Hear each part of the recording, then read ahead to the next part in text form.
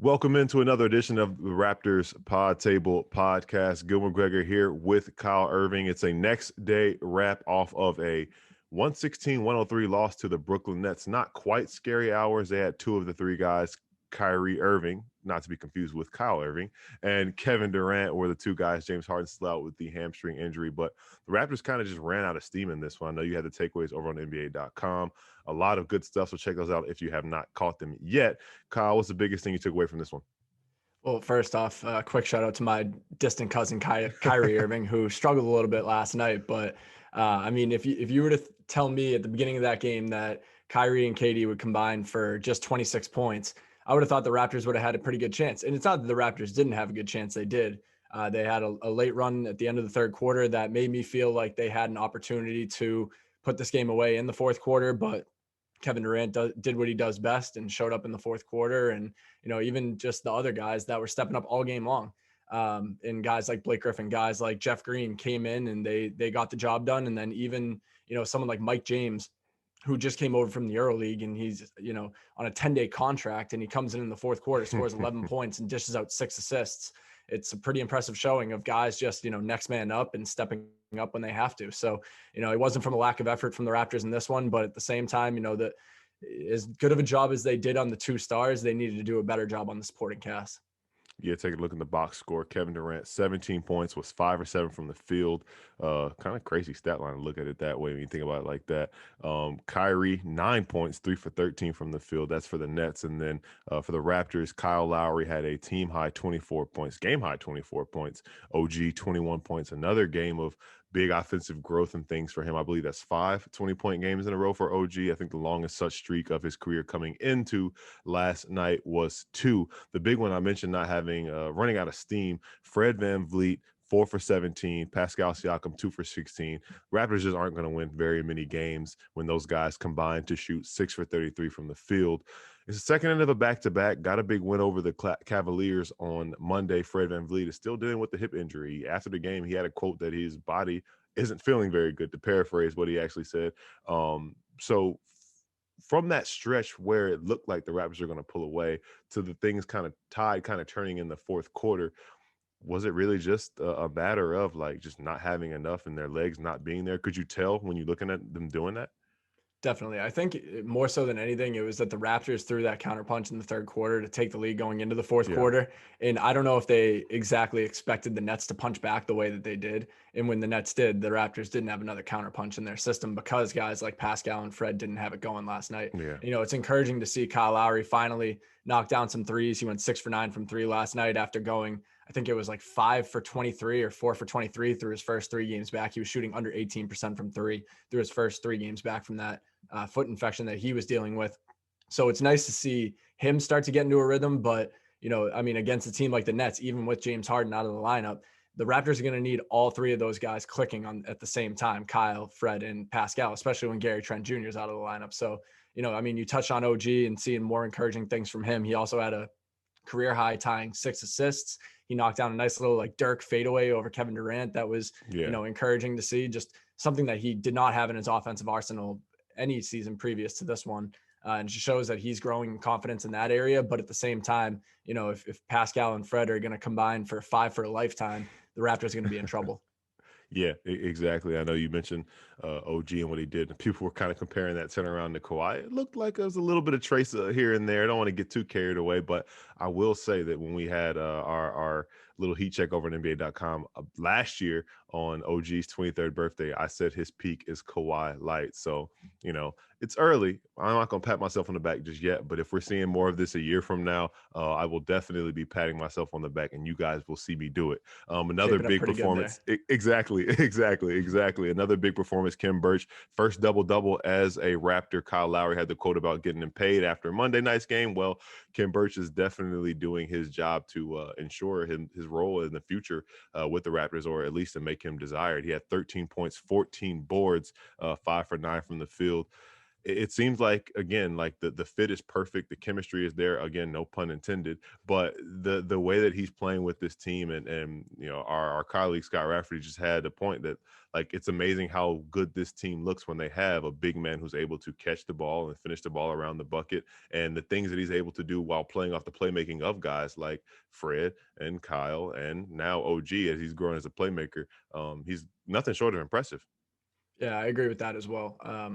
Ken Birch had a great game last night. I don't want to take anything away from that. He played physical in the paint and he did his job down low. But at the same time, last night was a game where they missed Chris Boucher for sure. Mhm. Because the Nets, Mhm. right from the get-go, DeAndre Jordan was healthy last night. He played 0 minutes. Right from the get-go, Steve Nash decided they were going to play a little bit smaller, try and stretch out that, Raptors interior of Ken Birch and Freddie Gillespie with guys like, Jeff Green, like I said, 22 points. Yeah. Blake Griffin had 17 points off the bench. They were very clearly trying to stretch out that Raptors front court, and they did a good job of it. Ken Birch is playing physical. He's grabbing rebounds. He's blocking shots. He's there on the offensive end with ready hands, and he's not afraid to shoot the three, and he's doing all these things that are encouraging. But last night was a night that for sure when I'm watching the game, I'm like, yeah, Chris Boucher probably would have been a pretty good matchup for some of these, quicker, more perimeter oriented bigs that the Nets were throwing at the Raptors. Yeah, it's funny you mentioned that, and we kind of doubling back on Blake Griffin's performance and Jeff Green's performance. It's crazy to see. One, in your headline, you acknowledge it, like the guys, the rotational guys or the supporting cast for the Nets are the guys who stepped up. And watching the game on Sportsnet, seeing Jeff Green get the unstoppable performer of the night was pretty crazy to see. But it just speaks to the depth of this Nets team, and I don't think it's anything to scoff at for the Nets team, who clinched a playoff berth with the win. They're the first team in the Eastern Conference to clinch a playoff berth. There's more on that on NBA.com as well. But this team who has guys who have title aspirations, these are guys who are going to step up for this team when you're looking at it from the perspective of the Nets when they get Harden back and things of that nature in playoff series. You might see a Jeff Green or a Blake Griffin alter the outcome of a playoff game with their performance. Yeah, and that's exactly what we saw last night. I mean, I said it again. Like I already said it. Mike James, another one who this guy comes in off the bench ice cold. He had barely played the whole game, and he drops 11 points and 6 assists in the fourth quarter. Like these guys are just ready. They have a bunch of NBA players that have been. I mean, you touched on it in that Made to Chill Coors Light article of them clinching the playoffs. It's, they have a bunch of guys that have been there before, a bunch of guys that have playoff experience. Some guys have finals experience, and that's going to go a long way when it comes to the postseason. And, I don't think that's a mistake or a coincidence that that's the type of players that the Nets shaped this roster out to be. I mean, they knew that they had title aspirations going into the season. They went out and got a bunch of guys that are battle tested. And then, I mean, on top of it, you have sharpshooters like Landry Shamet and Joe Harris, who, I mean, Landry Shamet was terrible the last time he played the Raptors, but he came out gunning again this time around and he was knocking down shots. They just have guys around Kevin Durant and Kyrie Irving that, when Kyrie has a night like he had last night where he only scored 9 points, they had other guys that were ready to step up. Yeah. One more thing on Mike James. It was a play, I think, in maybe in the fourth quarter.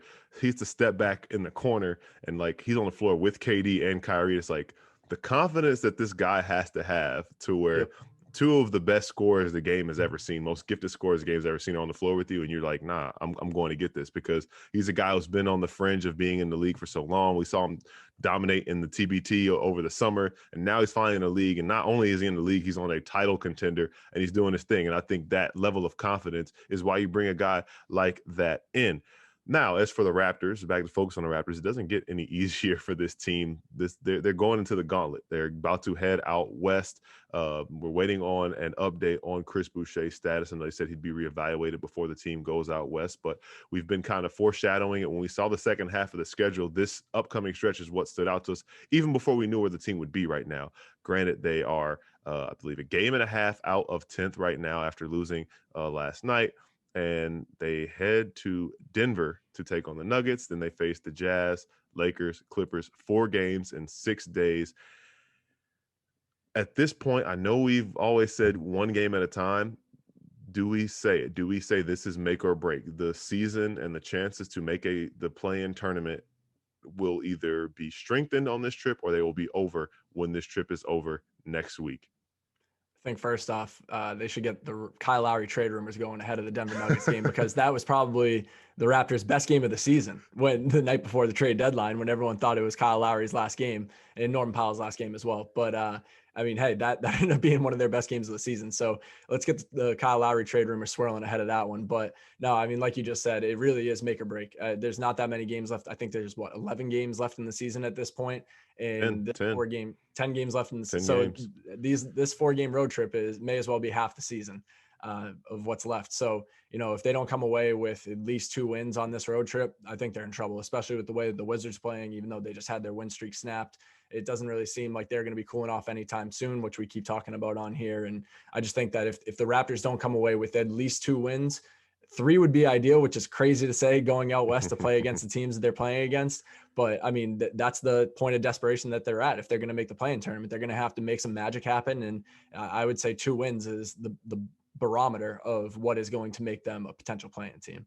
Absolutely. And just to update you, to have the concrete update, the Raptors are 26-36 in 12th place, Bulls 26-35 in 11th place, and the Wizards are 27-34 in 10th place. So the Raptors are a game and a half out of 10th. They have one more meeting with the Wizards so they can make up ground there, one more meeting with the Bulls. Don't have the tiebreaker with the Bulls, but can make up ground there. So pretty much you look at it, there's the 4-game trip, there's a meeting with the Wizards, a meeting with the Bulls, and they play the Clippers again too, and they play the Pacers on the last game of the season. So like off the top of my head, I know pretty much 8 of the last 10 games the Raptors play, and obviously each game is high stakes. But I like the way you put it. I think you have to win at least 2 games on this trip to at least keep up the pace with everybody else that's for this race. Because I mean, we've seen ups and downs with the Bulls. The Wizards have had ups and downs. Like, I don't know if they're more of the team we've seen at the beginning of the year or this 8-game win streak team or something in the middle. You had something great over on NBA.com on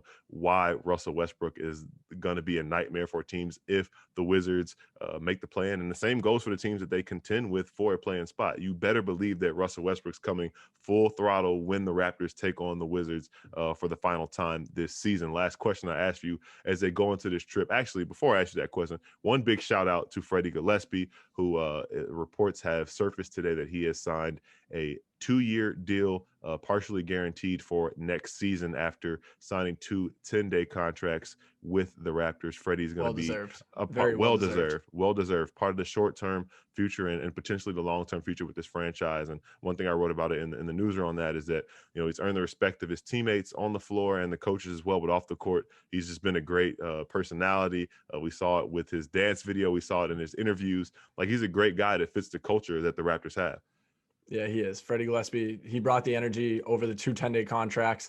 I actually thought that he had played well enough in the first 10-day contract to really warrant this multi-year contract after the first 10-day. But, I understand the Raptors wanted to give him a second 10-day, plus that gave him the time to, make Utah's deal official and everything like that. So it probably cleared roster space, and, the cap and roster junkies probably understand it better than you and I do. But it seemed like that all the chips fell into place intentionally there. And, it's very well deserved on Freddie Gillespie's part. I can't think of a time where someone on a 10-day contract was playing, more significant minutes than we saw with Freddie Gillespie. I mean, talk about being thrown into the fire, and he came out unscathed. So pretty impressive on his end, and it was a well-deserved contract signing.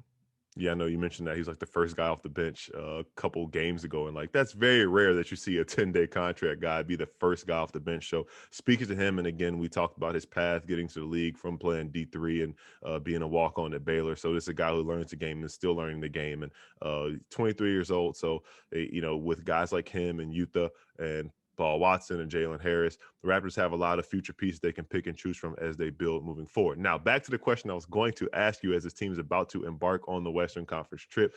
Paul Watson's still out. Jalen Harris, who hasn't played much this season, is out. Gary Trent Jr. has been out with a leg injury. We don't know about Chris Boucher's status. Fred VanVleet is commenting on his physical well-being or how he's feeling physically, that he's not feeling great. He had 2 back-to-back rough performances, played a season high 42 minutes against the Nets, by the way. How concerned are you about the team and their rotation as they go into this trip? And ultimately, do you think that's going to hinder them from this 2-game plateau that we think they need to reach, or 2-win plateau they need to reach on this trip? Freddie's performance yesterday was pretty concerning, just because it was pretty evident and clear that you could see that he was laboring a bit. And obviously, I mean, with other guys out, how crucial he is, even when guys aren't out, how crucial he is to the Raptors' success. Seeing him hobbling around is not the greatest sign about as the team's about to embark on that trip out west. But I mean, the Raptors at this point, they've dealt with injuries, they've dealt with health and safety protocols, they've played with guys like holes in the lineup and guys filling in. And, I don't think that they're the type of team at this point in the season that is really going to like hang their heads over the idea that maybe, Fred VanVleet has to miss one of these games because his hip just isn't functioning the way he wants it to. So, I mean, as much as I want to say I am concerned, and it is a concerning aspect of this upcoming road trip, I also think the team is just ready for it at this point in the season. They've seen enough of it. And, I mean, guys that are playing minor roles off the bench are ready to step into bigger roles if they have to. Malachi Flynn being one of them, he's the first name that comes to my mind. So I would say if there's an X factor to highlight on this trip, Malachi Flynn might just be that.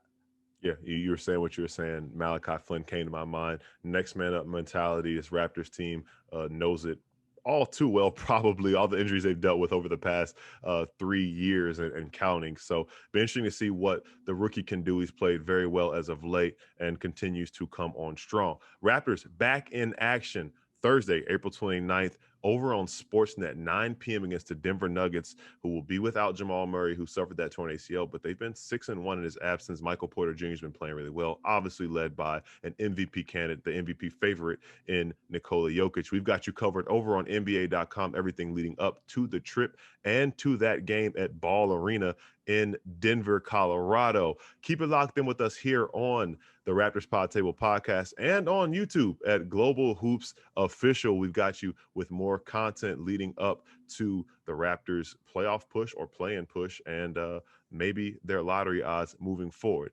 Again, that's us. Thanks for tuning in to the Raptors Podtable Podcast. For Kyle Irving, I'm Gil McGregor. We'll be back with you on Friday following the Raptors road trip opener in Denver. Thanks for tuning in.